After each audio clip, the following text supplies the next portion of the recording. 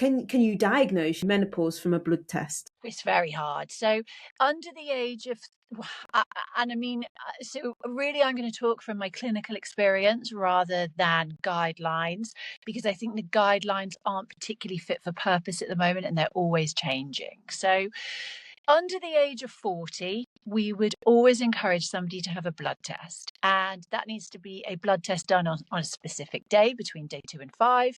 And it needs to be done, we used to say 2 blood tests, at least 6 weeks apart. And the reason that we say that we can test and I'm using inverted commas for anyone that's not watching the video, but that we can test for perimenopause under the age of 40 is because there's more of a pattern as to what we're looking for, so we can detect what's abnormal. But what we know is actually women were saying, but I still have all of these symptoms associated with perimenopause or early perimenopause, or, I still don't feel great in my luteal phase.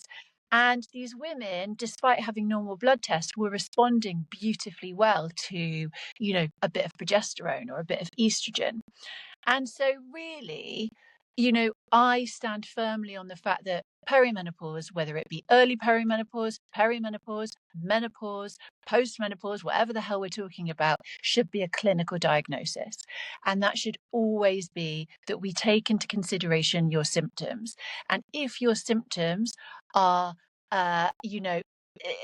indicative of symptoms associated with low estrogen, low testosterone, low progesterone, then hell, let's trial it and see if you feel better.